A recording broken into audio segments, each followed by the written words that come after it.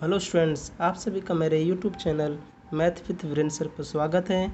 आज हम लोग प्रश्नावली 1.2 का क्वेश्चन नंबर 6 और क्वेश्चन नंबर 7 हल करेंगे, जो एग्ज़ाम के लिए काफ़ी ज़्यादा इम्पोर्टेंट है और एग्ज़ाम अच्छी तरह से सॉल्व कर सको, इसके लिए मेरे इस वीडियो के लास्ट तक बने रहें।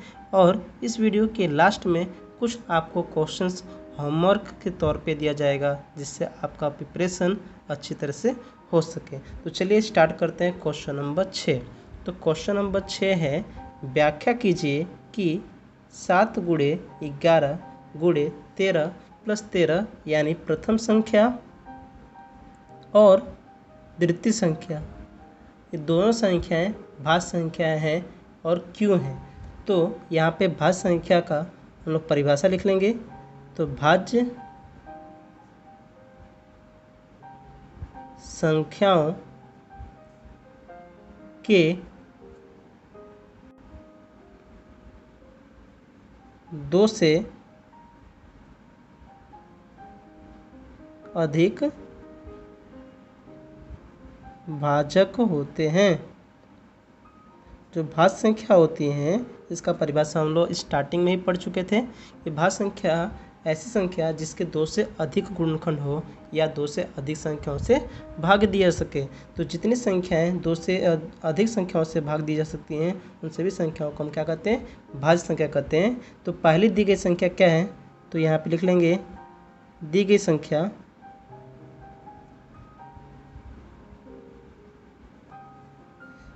7 गुणे 11 गुणे 13 प्लस 13 ये भाज्य है कि नहीं है और क्यों है। तो ये चालू करते हैं बताना भाज्य क्यों है। तो सबसे पहले देख रहा होगा आपको यहाँ पे 13 और 13 सामान्य है। तो यहाँ पे हम 13 को सामान्य निकाल लेंगे, तो बराबर 13 बाहर आ गया, यहाँ हो जाएगा 7 गुणे 11 गुणे 1 प्लस 1, यानी यहाँ पे 13 और यहाँ पे 13 आपको समान दिख रहा हो, तो 13 बाहर आ गया। तो 7 की जगह पे 7, 11 की जगह पे 11, ये 13 बाहर चला गया, तो इसका गुणनखंड 1 प्लस 1 इस तरह से बचा। अब 13 की जगह पे 13 गुणा करेंगे, 7 गुणे 11 77 गुणे 1, तो 77 आएगा 77 प्लस 1। अब यहाँ पे 13 की जगह पे 13 इसको हल करेंगे तो हो जाएगा 78। 13 की जगह पे 13 लिख लेंगे और ये 78 बहुत सारे पहाड़े में आता है, यानी बहुत सारी संख्याओं से भाग दिया जा सकता है। तो जो 78 जो है 13 से भी कटेगा, 13 से कटेगा तो कितना आएगा, तो 13 से कटेगा तो आएगा 6, और 6 भी अभी बहुत सारे पहाड़ों में आता है, इसलिए ये 2 से अधिक संख्याओं से भाग दिया जा रहा है। तो यानी पहली जो संख्या थी वो 2 से अधिक संख्याओं से भाग दी जा सकती है। तो यहाँ लिख देंगे दी गई संख्या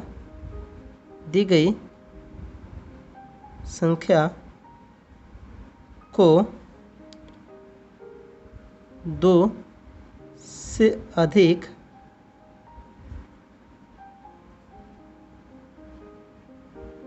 संख्याओं से भाग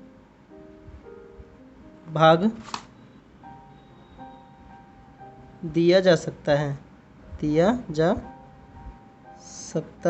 है, इसलिए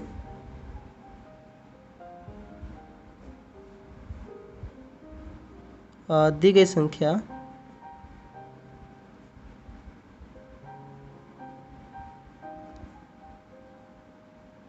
भाज्य संख्या है। अब हम चलते हैं दूसरी संख्या पे।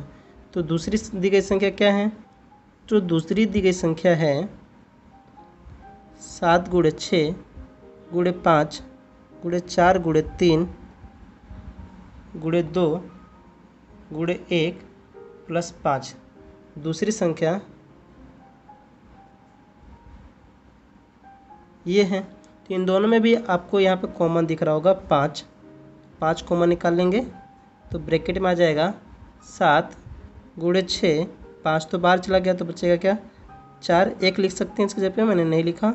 3 की जगह पे 3, 2 की जगह पे 2, 1, ये 5 चला गया बाहर, तो यहाँ पे 1 लिखना ज़रूरी है, राइट। 5, इसको गुणा करेंगे तो आएगा 1008 प्लस 1, ये हो जाएगा 5 और ये गुणे इसका हल हो जाएगा तो 1009। तो यहाँ पे भी दी गई संख्या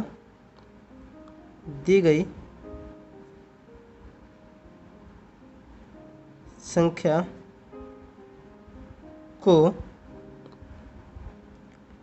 2 से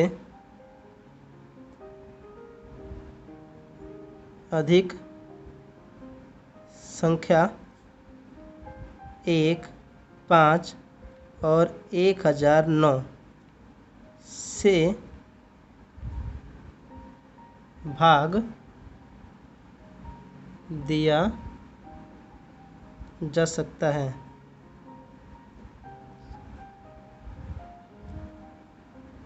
इसलिए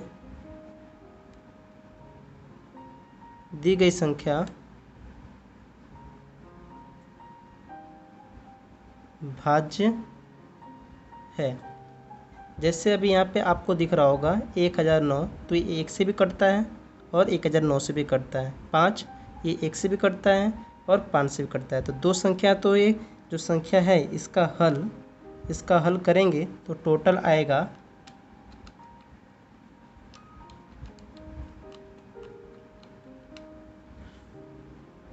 5045, यानी 5045। इसका हल 5045 और 5045 का गुणनखंड करेंगे तो 5, 1009 और 1, ये 3 संख्या आ रही हैं, यानी 3 संख्याओं से भाग दिया जा सकता है। तो वही मैंने यहाँ लिखा, दी गई संख्या को 2 से अधिक संख्याओं से, यानी 1 से, दूसरा 5 से, तीसरा जो है 1009 से भाग दिया जा सकता है। इसलिए संख्या क्या है? भाज्य है। तो ये हमारा एक पॉइंट खत्म हुआ। अब हम चलते हैं क्वेश्चन नंबर 7 पे। क्वेश्चन नंबर 7, किसी खेल के मैदान के चारों ओर एक वृत्ताकार पथ दिया गया है। यानी एक क्या है? ग्राउंड है। उस ग्राउंड के चारों तरफ जो है एक वृत्ताकार पथ दिया गया है। इस मैदान का चक्कर लगाने में सोनिया को 18 मिनट लगते हैं, जबकि मैदान का एक चक्कर लगाने में रवि को जो है 12 मिनट लगते हैं। तो मान लीजिए कि वो दोनों एक ही स्थान और एक ही समय पर चलना प्रारंभ करते हैं और प्रारंभ करके एक ही दिशा में चले तो कितने समय के बाद वह पुनः मिलेंगे। जैसे एग्जाम्पल के तौर पे आपको बताया जाए कि एक वृत्ताकार ये जो है मैदान है, इसमें एक पथ है, यानी इस तरह से एक रास्ता है जिस पे क्या करना है?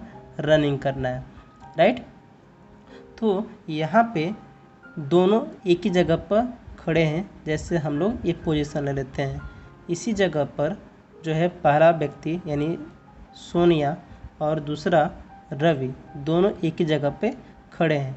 ये दोनों एक ही जगह पे खड़े हैं और अगर सोनिया इसका चक्कर लगाती है, सोनिया इसके चारों तरफ अगर घूमती है तो उसको जो है चक्कर लगाने में कितना लगता है समय? 18 मिनट, राइट। और अगर रवि इसके चारों तरफ चक्कर लगाता है, ग्राउंड का चक्कर लगाता है, तो उसको जो है चक्कर लगाने में कितना समय लगता है भाई? तो उसको चक्कर लगाने में लगता है 12 मिनट। मतलब अगर ये चक्कर मारेगा, जो रवि है वो अगर एक चक्कर लगाता है तो सोनिया कहाँ होगी? बीच में ही, अभी कहीं रास्ते में होगी, यानी रवि उससे पहले एक चक्कर मार चुका होगा। तो ये दोनों जो है एक ही स्थान पे खड़े हैं और दोनों एक ही स्थान पे खड़े होकर एक ही समय पर चक्कर लगाना चालू करते हैं। जैसे यहाँ पे 9 बजे चालू किए हों रेसिंग करना या 10 बजे। तो इस क्वेश्चन को बहुत तरीके से पूछा जा सकता है, टाइमिंग भी दिया जा सकता है कंफ्यूज करने के लिए। हाँ, और ये लेसन नंबर 5 में भी आता है ना, अर्थमेटिक प्रोग्रेशन में, उसमें भी पूछा जा सकता है। तो ये जो है दोनों एक ही जगह पर से स्टार्ट करते हैं और एक ही समय पे स्टार्ट करते हैं। समय दिया भी गया हो सकता है, नहीं भी दिया गया हो सकता है। तो यहाँ पे समय नहीं दिया गया है तो एक ही समय प्रारंभ करते हैं। रवि 12 मिनट पे जो है अपनी जगह पे आ जाता है, सोनिया 18 मिनट पे अपनी जगह पे आती हैं। तो बताओ कितने समय के बाद दोनों एक ही जगह पे वापस मिलेंगे। तो इसके लिए हमें यहाँ पे एलसीएम ज्ञात करना पड़ेगा। तो यहाँ पे हम लोग पहले लिख देते हैं और समय लिख देते हैं दोनों जान का। तो सोनिया को एक चक्कर लगाने में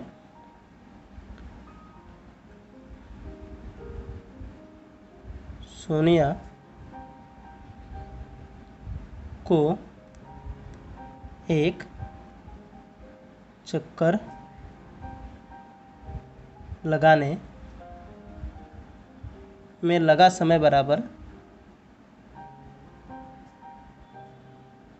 18 मिनट। राइट। अब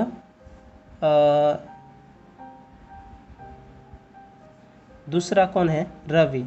तो रवि को एक चक्कर लगाने में कितना लगेगा? तो रवि को एक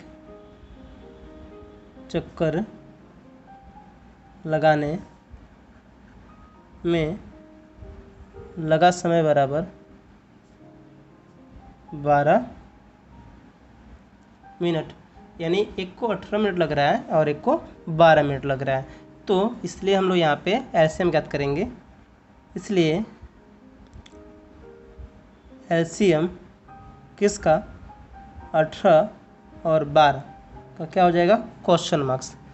तो हम लोग यहाँ पे 18 का गुणनखंड कर लेंगे। तो 18 कटेगा 2 से, आएगा 9, 9 कटेगा 3 से, आएगा 3। 12 का गुणनखंड होगा 2 से कटेगा, आएगा 6, 2 से कटेगा, आएगा 3। अब यहाँ पे एलसीएम निकालेंगे तो लिखेंगे एलसीएम 18 और 12 का। तो दोनों में 2 कॉमन दिख रहा है, इसको एक बार लिखेंगे। और दोनों में कुछ कॉमन दिख रहा है 3, तो 3 को भी एक बार लिखेंगे। इसके अलावा ये दोनों बच गए तो इन दोनों को भी हम यहाँ पे लिख देंगे। गुणा करेंगे तो 2 दूना हो जाएगा 4, ये हो जाएगा 3 त्रिका 9, और गुणा करने पाएगा 9 चौक 36। तो 36 मिनट के बाद लोग क्या होंगे? वापस एक जगह पे मिलेंगे। तो यहाँ लिख देंगे 36 मिनट के बाद वे पुनः प्रारंभिक स्थान पर मिलेंगे।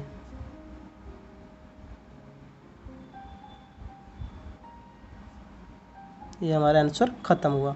अब हम चलेंगे प्रश्नावली 1.3 पर।